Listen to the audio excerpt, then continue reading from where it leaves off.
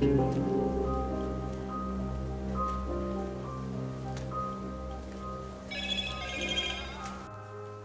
is the Get to Free Press, and I'm George Foster Rhines, and we're at a different studio today.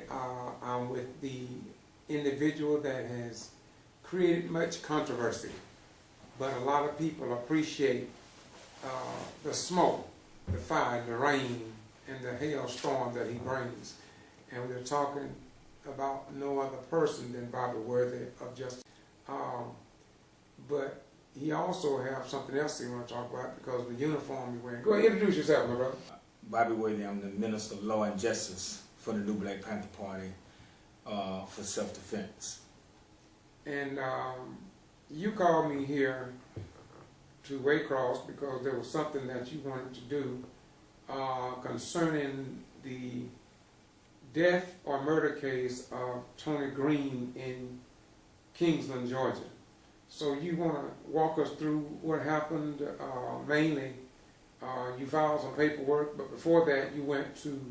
First of all, we're going to talk about filing paperwork. We're also going to talk about the grand jury. We're also going to talk about what happened well, let's talk city council meeting first. So we're going to take you to KINGSLAND, Georgia. And in fact, if you can hear this, let me start out right here. I want to make sure everybody understands it. I'm not asking about the case. I understand you cannot comment on the case. For the fourth time, me coming, I understand that. Now you ought to relate that to your city attorney, that I'm asking you all to sit down and have a meeting about the case. That's not what we're doing. We're asking for 5 things. Can we have a meeting to sit down and strategize some plans and procedures for moving forward? Not about the case. What are the hiring procedures and policies for the KINGSLAND Police Department? Not about the case. What are the procedures when an officer has red flags in their background and they are still hired? Not about the case. What continual trainings are done with the police department? And then the 5th one, what is the policy for coming to the city hall and asking to speak with the city manager or the city clerk and being told whatever I need to put it in writing? Not about the case. So we are still 70 days after the shooting of Tony Green by a KINGSLAND police officer and have not yet been informed of our situation. Sir? 3 minutes, sir. Thank you. Well, I know, I feel like the city council address me, I will address your issue for you about. Are you a citizen in Kingston? I am a taxpayer. Listen, Are you a taxpayer? Please answer me. Okay, here you go. No. I bought the city of Kingsland. No, sir. No, sir. Back. I bought y'all some bag of potato chips. No. I bought 2. No. I bought y'all bag of potato chips. Listen, your charter Please says. leave the podium. But listen, okay, If I'll you leave. are not a citizen. But your a charter, listen, resident, council. a Your taxpayer, charter says I'm asking taxpayers you, are please residents. Please leave. Okay? I'll see you in court, dog. Thank you. By the way, your Go mayor ahead. is behind me. He's dead. I'm about to file a warrant for his arrest tomorrow. Go ahead. See you, sir. Thank you. I see you in court. Anyone else? Yes. If you are a citizen in the city and a taxpayer, you may speak in the city limits. In the city limits, you're a citizen. I need to clarify that, okay? You live within the city limits of the taxpayer. I'm in the county, not in the city. I understand, sir. If you please work with us, this is what we have to work with. Okay. I understand, okay? So, I can't speak, right? No. Right, thank you.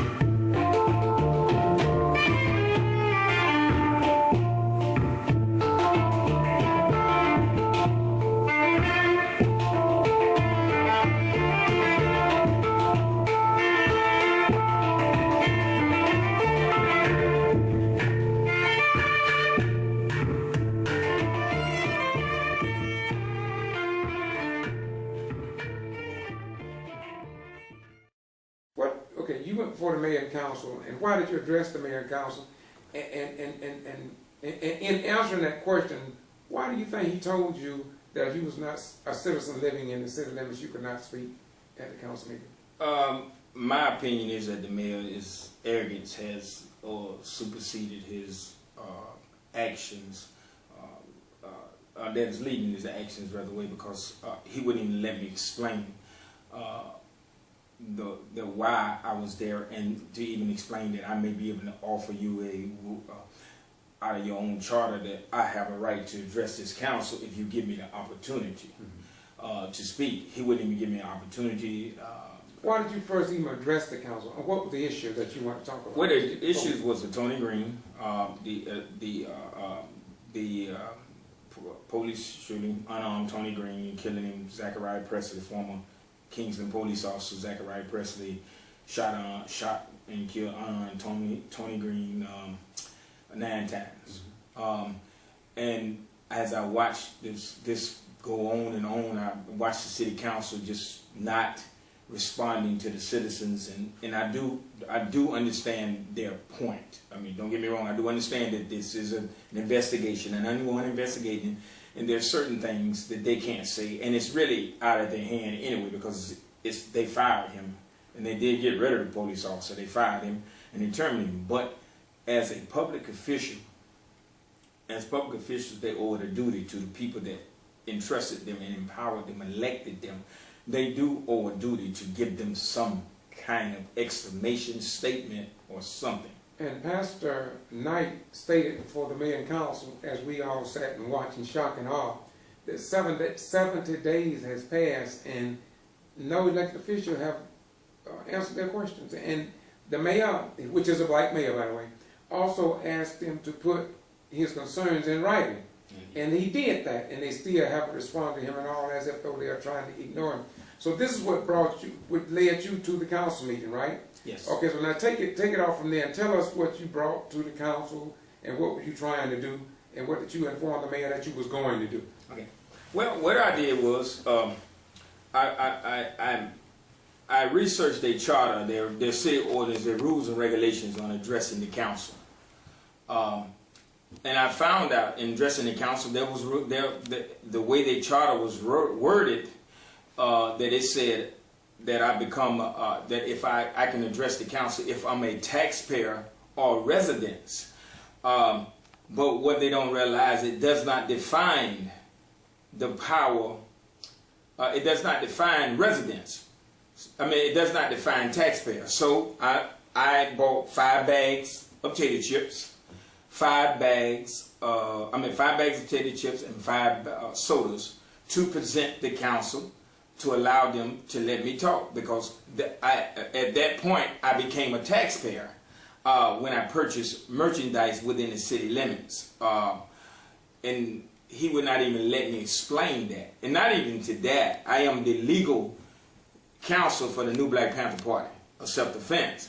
We have a case there of one of our ministers being arrested for disorderly conduct. Their charter again allows me as the representative of an individual to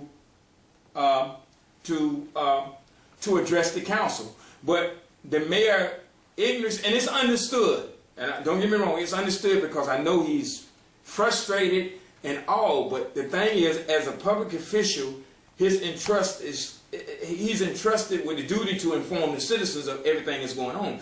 And if he would have allowed me to just speak, then maybe he would understand, yes, well, Mr. Worthy, you have a point. You do have a right. Instead, he just told me, and then as you can see on a minute, he did ask me, was I a citizen of Kingsland? And I addressed that, yes I am, but what he would not give me a chance to address is that he doesn't know there's a difference between a citizen and a resident. Yes, all of us in there are citizens. And according to the Constitution, we have a right to address any public official. It doesn't say limited to one county, limited to one city, limited to this town, that town. But as a right, we have a right entrusted, we have a legal right to address any public officials with our concerns. Doesn't matter where you live at, what's your domicile, but you have an absolute right to address any public official in the performance of their duties, and they must answer you. Okay. So when you stated that to him, then he still denied you the right to speak. And the police officers came around you, and if you go to Boston G.B.R, you will be able to watch this video in its entirety from start to finish. In fact, I already have one up. And I'm doing that because no television station was there. It is as if, though, in many other cities in the state of Georgia, that the mainstream news media, that is the white-owned, dominated, and controlled news media, do not want that truth to be given to the general public. And so we were there. And so now, when they led you outside of the city hall, what was going on outside? Fill us in with that. Well, no, before we go there, you did inform the mayor that you was going to do something before you left. What did you tell him that you was going to do because you found something about ethics complaints or something? Yes. Well, what I did is I was going to inform. I informed the mayor since he wouldn't let me. I informed him that with the currently him and another councilman, Charles Day, are on the Ethics Commission as bad debt. They owe a public debt. In accordance to the Georgia Constitution, you cannot hold a public office if you have a public debt. And his debt would be false swearing because he owed this debt since 2013, and this debt is still unpaid. And I was going to inform him of that. So as the police told me I had to leave, escorted me out of the building, I told the mayor that you prepared to go to jail, that I will be filing criminal complaints against you to have you removed from office. Okay, when you went outside, you began to engage in the demonstrations outside. And how do you report to the people about what took place out there at that rally? Well, at the rally, we use tactics to make people, to get them out of their comfort zone, to make them feel uncomfortable. It's nothing personal. There was no threats whatsoever. And I've simply informed the people that our next rally should be at the former Officer Zachariah Presley's house, in front of his house, because he brought it to our neighborhood when he killed and shot Tony Green, unarmed Tony Green. So we should take it to his neighborhood when we do a rally and protest in front of his house. I informed the people of their legal rights to resist. What they don't realize is, and I don't recommend this, but my job is to inform you of your legal rights. The Supreme Court has ruled in multiple occasions that you have a right to resist any false arrest with just as much violence as they have to make it deadly. If necessary, you can take the police life. But I don't recommend that because we can't just go around killing police neither. Not, without having some repercussions. But legally, you can defend an unlawful false arrest with just as much violence as you have to make it, and that was ruled on multiple cases with the U.S. Supreme Court. Approximately how many people was at this rally? I would approximately say in between 50 to 60 people outside on the rally in the woods, what I didn't do is I didn't get a picture of the police officers. Because they assumed all the Panther Party was coming. That was planned, but we had to cancel it because we have our national summit coming up this weekend, and we're diverting all of our attention to that. But there was maybe 50 or 60 police officers around the side of the building, and that's what the assumption was, that the whole new Black Panther Party was coming. Okay. What's the name of the main pastor there in Kingsland that I've met? But give me his name, and he been with it from start to finish. Well, it's not finished yet, but he started at the beginning of the movement trying to seek justice for the family. What is his name, and what do you know about him? Well, Pastor Knight, Pastor Mark Devon Knight, if I'm not mistaken in his wrong, Pastor, forgive me if I'm pronouncing you wrong, but I call him the pastor, the leaping pastor, the leap of faith that I've seen him done and do at the funeral of Tony Green as he leaped off the stage for the blood of Tony Green. And it was a wonderful sermon. From what I know now, he is a He is a junior Pharrell Malone Sr. He is a pastor that is out there with the people, for the people, as Reverend Fred Malone is. And he's been, and he seems to be a community leader, and he is a community leader and a community organizer. And I've been backing him ever since, and he's really been getting it to him. I mean, straight pounding and keep going and going, and doing that in bounds with still keeping his Christian beliefs and his religious in his church and doing what he's doing, you know. And that's what people got to realize. If your pastors are not engaging in community events and helping things to get straight in the community, then I think y'all need to change pastors, because Jesus was the greatest agitator we had. I mean, they always call me and you, and I guess others who try to address what some refer to as the widows, the orphans, and the destitute. They refer to them as the outside agitators. And definitely Jesus was an outside agitator. The way he came into town riding on an ass, that did agitate some people. And then when you think about it, that all of us came through our mother's womb.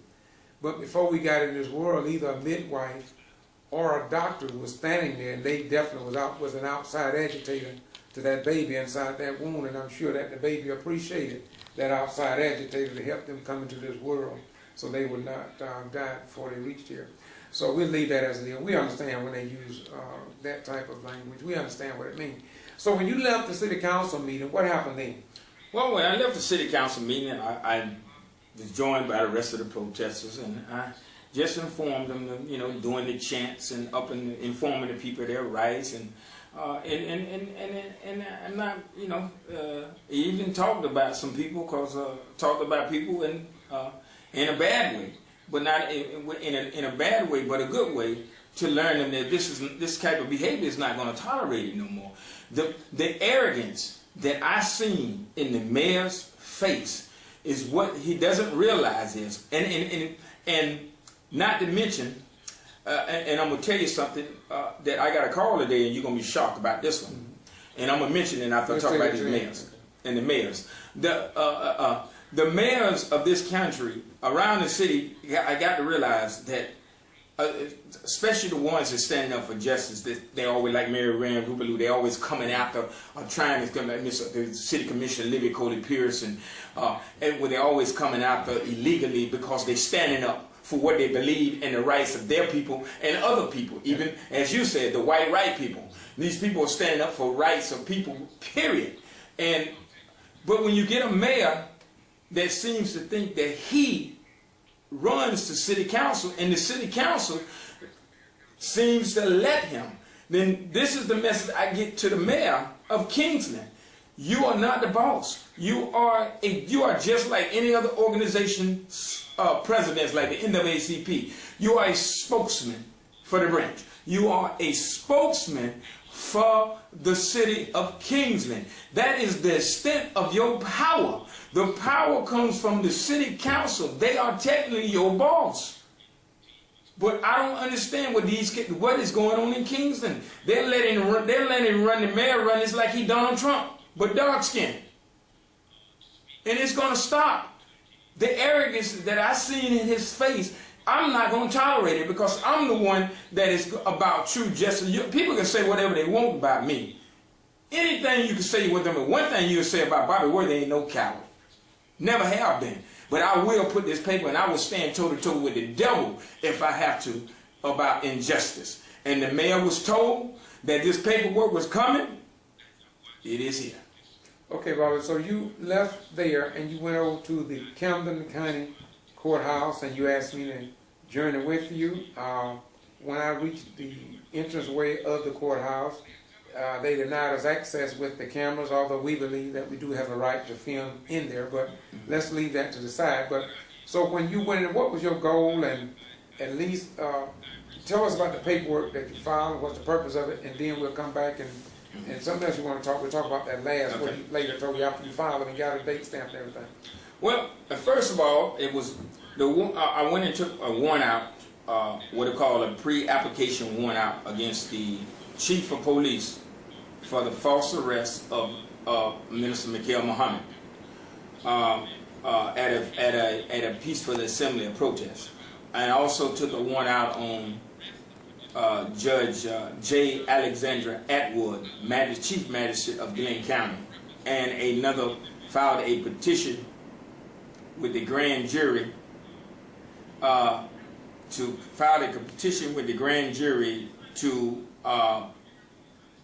file charges on the mayor for false swearing, a violation of oath of office for being under oath in public debt.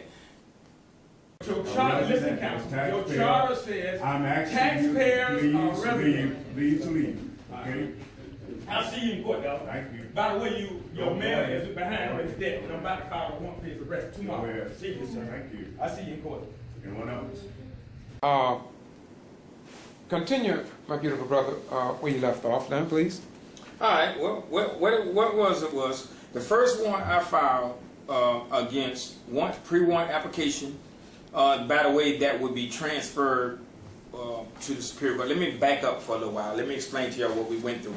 First of all, according to Georgia Code, a private citizen can take a warrant out on public officials, but we had to go to the magistrate court, get a warrant application from the magistrate court, scratch out, white out, magistrate court, and take it to the probate court, because probate court doesn't have jurisdiction to hit it. The magistrate court doesn't have jurisdiction to hear a warrant on anytime it's a public official or police officer and any of that nature. So once we went to the probate, got all the paperwork filed, sit there for about 30 minutes getting all the paperwork together, filed, getting it staked together, and approached the probate court. The lady, first thing, she was a very wonderful lady. She very kind. Both of the probate secretary, the judge's secretary, and probably one was his judicial assistant, was very helpful, kind, and I just want to say that, and I told the judge that. But she was amazed when I went in there. She said, I said, well, I come to take out a warrant on police take out a warrant. And she said, we don't do warrants. I said, well, just give me a minute and you'll find out you do warrants. And after I showed the code and explained to her, then we went on, make a long story short, filed a warrant. We met with the probate judge in the judge's courthouse, the probate courthouse, and the judge was amazed. He said he had to look at this stuff. He had to read it several times because he couldn't believe it, because they don't teach them that in their classes, that he even had that much power, even know that he could do the things that I've just presented in front of him. So he agreed that he would go ahead and transfer it to Superior Court, and that's where he at. But the actual first warrant is against the Camden County Chief of Police, Darrell Griffiths, for false swearing, false imprisonment, basically for the illegal, unlawful laying hands on of Minister Mikhail Muhammad, at a peacefully protest. Who is he? Minister Mikhail Muhammad is the Jacksonville local chapter and the assistant to the chief of staff for the national office Of the new Black Panther Party. The second affidavit warrant is against the Glenn County Chief Magistrate Judge. Wow, a judge? Can y'all imagine that? Who in their right mind, I'm talking about really, who in their right mind will go take a warrant out on a judge? Come on, y'all, I got to be crazy. But let's get it real. Let's keep it real. The judge that set Zachariah Presley's bond for the murder for the killing, unlawful shooting of Tony Green, was notified that he did not have the jurisdiction to set this bond by an email that I sent out to him. So I guess in return for the email I got a copy of his delegation of authority. By the way, thank you. I pretty appreciate that. He gave me a delegation of authority, and according to what they're not realizing, in OCJ 17.6-1, where the judges can Superior Court judges can delegate their authority down to the magistrate court judge to set bonds in those what they call the Georgia seven deadly sins, which is murder, rape, voluntary manslaughter, stuff like that, violent crimes. And the judge in Glenn County, the magistrate judge, does have a delegation of authority. Don't get me wrong. He did have a delegation of authority. But according to the Georgia title and Georgia code, his delegation of authority cannot leave, it does not go outside of his elected or appointed county. Again, his elected or appointed county. He is a Glenn County judge. He came into Candem County. Thus, he violated the law. He violated his oath of office. Now, the law is clear. When a judge, or any public official, acts where they have no judicial authority or power, they commit treason to this country, and they waive their judicial immunity. Thus, we're going to argue this in the court. And this warrant is, once at this warrant hearing, I'm demanding that G.B.R. Presley bond be immediately revoked and he returned into the custody of the Camden County Jail to await a Superior Court judge that has the authority to set bond. Now, someone asked me, well, why don't they just let the Superior Court judge sign it and keep him out? It don't work like that. He have to revoke that bond and then implement another one, and he can only do that in open court. Okay. All right. And go ahead. You got to All right, and the third one I was forgetting about is the power of the grand jury, and we're going to talk about the power of the grand jury in a little bit. But here it is, filed yesterday, the petition forming of the grand jury to remove the mayor of Kingsland for the public debt for him false swearing and his oath of office. And you mentioned that during the city council meeting that you would be doing this, right? Yes, and I did tell them when they was escorting me out of the door that I will be filing charges on you to remove you from office. Okay, once you file, is that all? Once That's you it. file that, okay. Once you filed all those, there was a waiting period when the probate judge had to make a decision, and he called you in. Talk about that for a little while. Be brief, because you covered some of it. Why was it necessary for him? Look like he went to research his records. Yeah. Why do you think he had to do that? Well, he did apologize for keeping us there because we waited probably 30 minutes or so or better. We had left the courthouse, and the secretary called us back as we was leaving, saying the judge wanted to come in and talk to us. So we came back into the courthouse. Did you commend the clerk of courts how nice they was and everything? Yeah, I commended all the clerks and everybody how I'm nice they was and everything. I mean, really, truly, really, everyone in the Camden County Courthouse was very helpful. They understood that they don't know everything except, maybe one person, but, I addressed that with the proper authority on that as well, but I'm not going to put it out there like that. But all in all, we had a very good experience. It was educational both for the judges and the secretaries because they didn't know. So the judge waited, and he said he had to research this thing several times because when he read it, he was like, unbelievable that this existed. That even the AO 91, which is a criminal complaint in the federal level, that the local judges have authority to sign criminal complaints on the AO 191 in the federal court, criminal complaints, and he did not know that, and he said he had to read it several times because it was understandable. It was just amazed, and he basically said that they don't teach. That he said they didn't teach them in class that because he wasn't prepared at that, but he was amazed at what he was reading and could not believe they didn't teach him that. And he did say that in his next class that he will be addressing this issue. Why y'all not teaching stuff like this? Basically so we can be blindsided. And like I say, he was very honorable about it. He called me in the courthouse because he said he wanted to make a recording of it just in case, that he had to go back and research it. So that's why he brought us in the courthouse. But all in all, he seems like a wonderful man. He seems like he's about his business. He didn't show no arrogance. Is that he didn't show no arrogance or anything whatsoever, but he.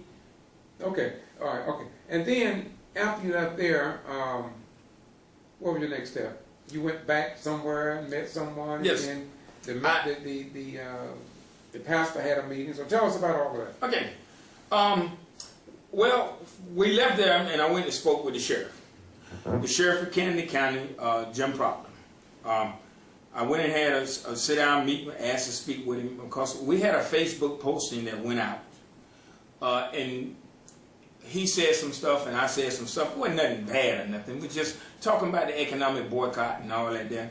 And a good friend that we know that's in the legal system together suggested that we go and we'll sit down and talk about this before we go at it like that. And he had no problem with meeting. We sit down, we shoot the breeze. He even let me sit in his chair as the big dog. Let's cut that out. Go on to the next step. Let's don't dwell that much on that. Let's go on. The sheriff was very cordial and receptive, very professional, and let's move on to the next one. Yeah, so the sheriff was very respectful and understood everything that was going on, and we agreed to move on from there and let bygones be bygones. Okay, and then we decided to go back to KINGSLAND to a meeting. Yes. Yeah, we had a meeting with former Judge Paul Nally. Now wait a minute, you just told me you know some attorneys that you're friends. Now you're telling me you also know some judges that are your friends. And so you are not just in a corner by yourself. And I know you're with the Black Lawyers for Justice. And where are they out of? Well, Attorney Malik Zulu Shabazz is out of the Black Lawyers for Justice out of Washington, D.C., way of Maryland. He is actually the counsel for the family of Tony Green, the representing Tony Green in the civil matter for the unlawful murder, killing of by a former police officer, and he tags on a lot of police brutality cases all across the country. But he also tagged in by way of Atlanta with Mr. Attorney Green also. So mention a little bit about him because I think he worked here. Yes, Mr. Tony Green is actually Attorney Malik Zulu Shabazz, VIP, Vice President, one of his Vice President. They both Howard graduate law schools, met some years back, and they formed this Black Lawyers of Justice to go around and attacking police brutality cases and all that. And Attorney Green, known as the Super Attorney, is also has his own law firm out of Atlanta, Georgia, the Green Legal Group.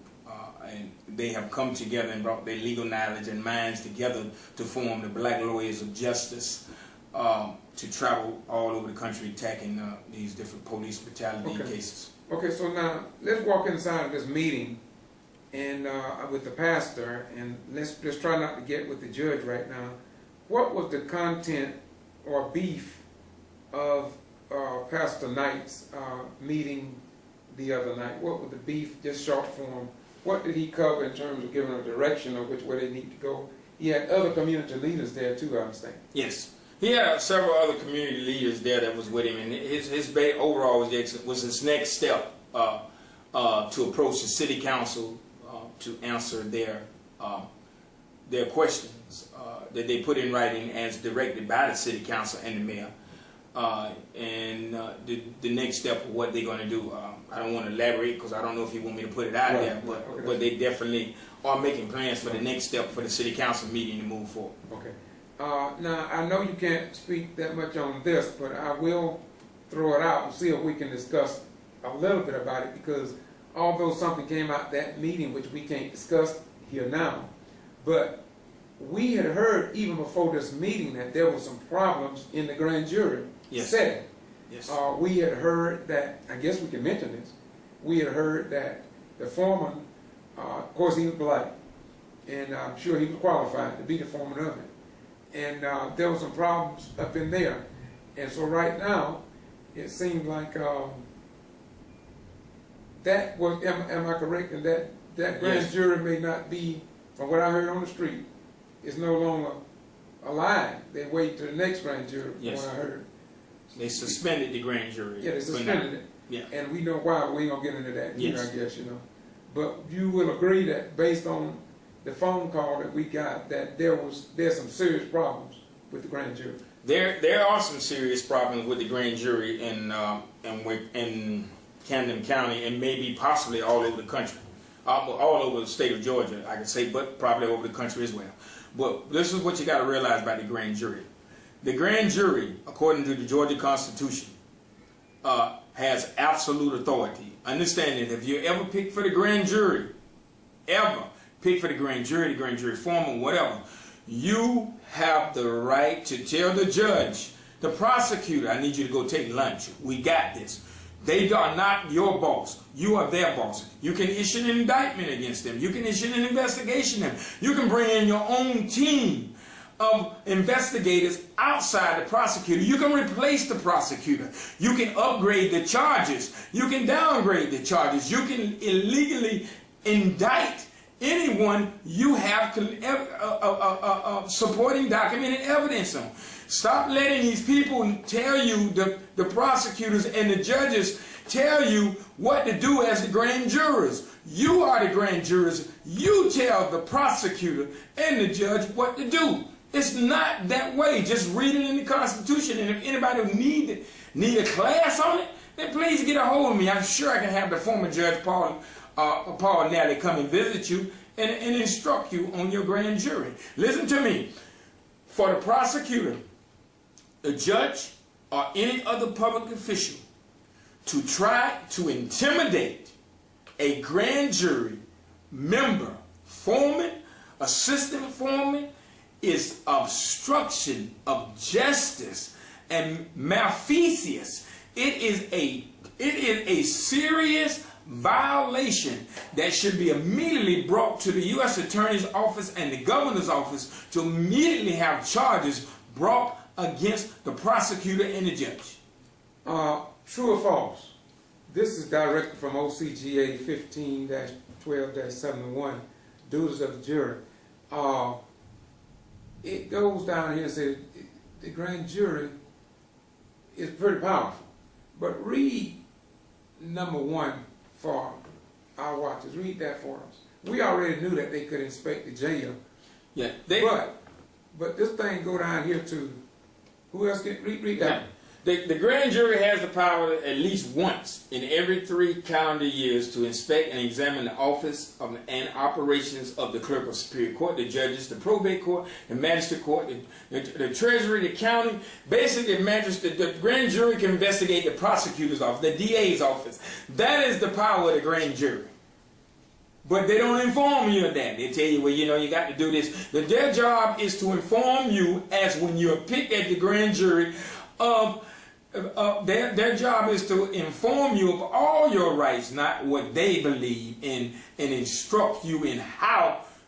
I have heard and witnessed the grand jurors, like in the Miss Olivia, the regular jurors, as grand jurors, going in and being instructed how to proceed with the case. You as a grand jury, the prosecutor can't instruct you on nothing but to get out of your office before y'all indict him and remove him from office.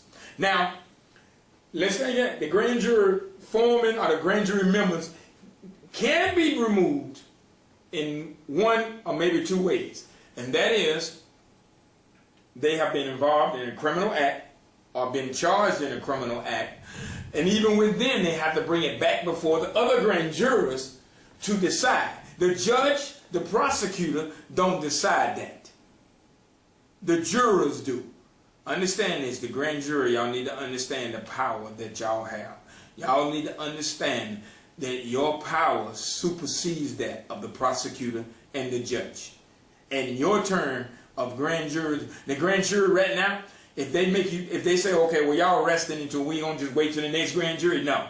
You have a right, the foreman, the prosecutor, the assistant foreman, or any member of the grand jury can get with the foreman or the assistant foreman and say, yes, we need to reconvene, come back in and have a meeting and set this down and we need to decide what we can do. That, for example, in the Zachariah Presley case, the grand jury can meet right now, reconvene, so we're going to decide to upgrade the charges to murder, and they would have to immediately rearrest him and lock him up.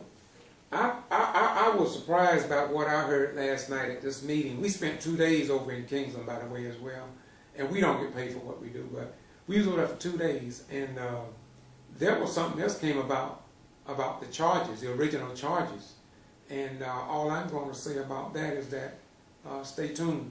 And concerning the grand jury, I interviewed Judge Paul last night, and we will have that posted on the channel, because any information that I can find to give the people of America, I want you to have it.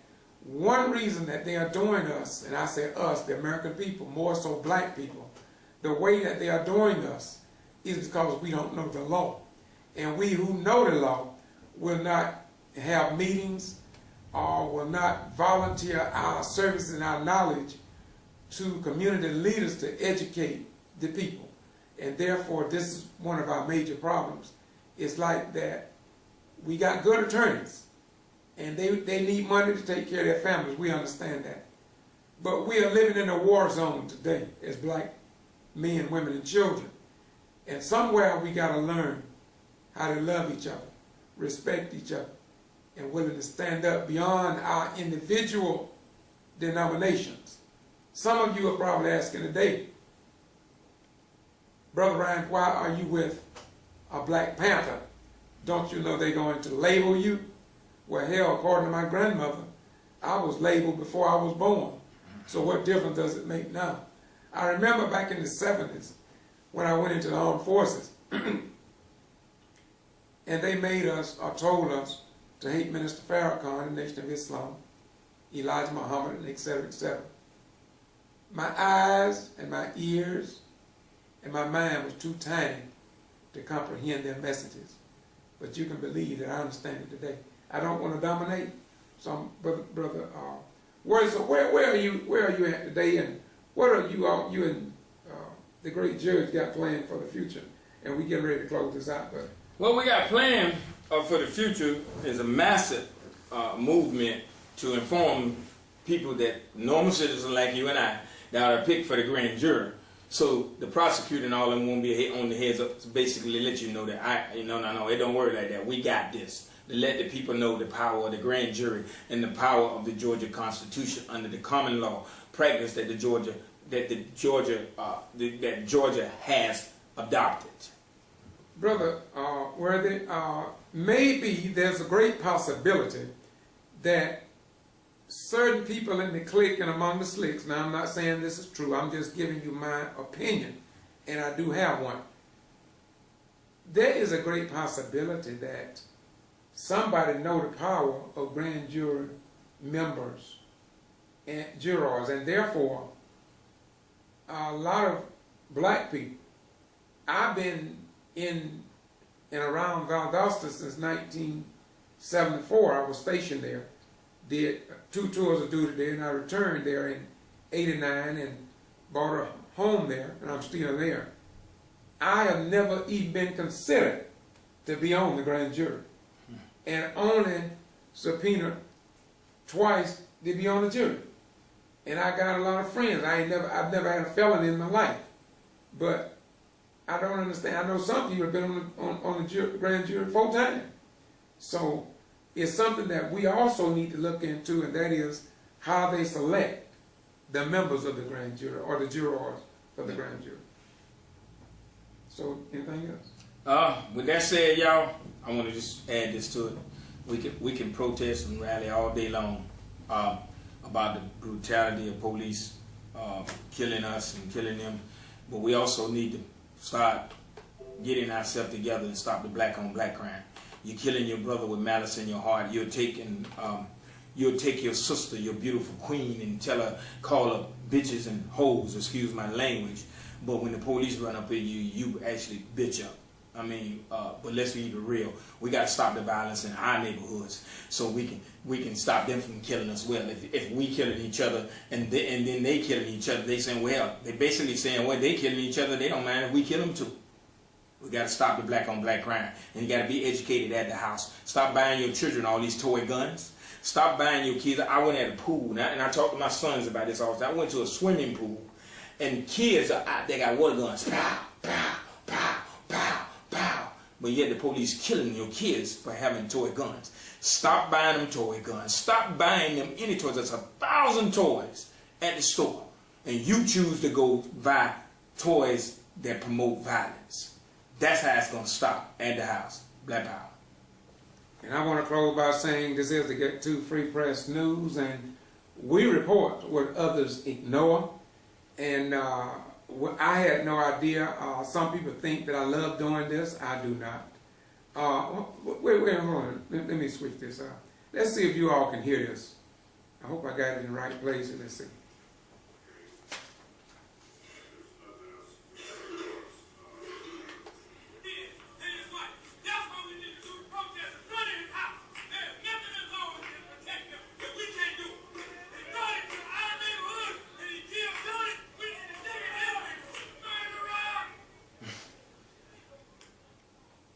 We're going to close on that note. Bobby, why do you do this at rallies, man?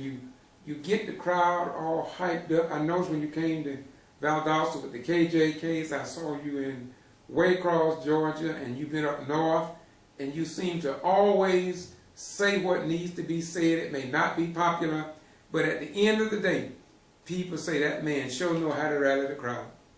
What do you say about that, man? A gift from God.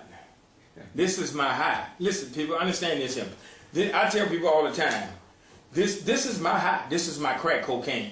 I'm all about justice. Understand this. I sleep, live, and breathe, take a bath with justice.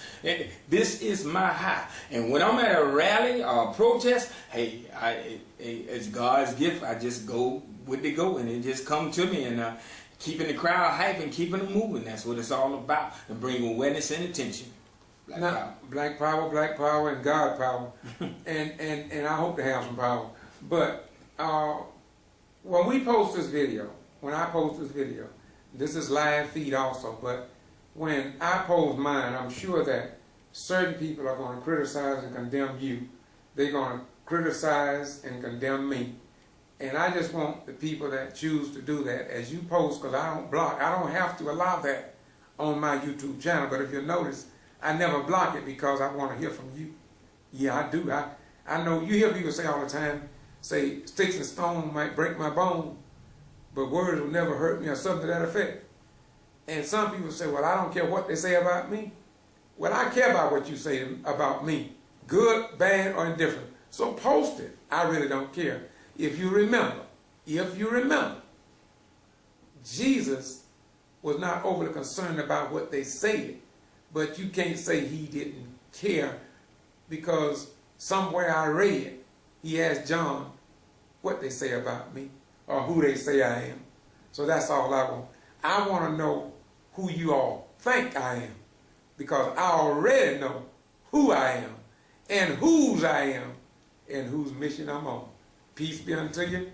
May God bless you, or may Allah bless you, or may Jah bless you, or may El Shaddai bless you, or some other 725 names that I have at the house that God is called. And if God is called by all these names, including God, why am I going to fight a Muslim because he say, Assalamu alaikum, or a Jew who say, Shalom, or a Christian who say, bye-bye, be gone, peace in, or a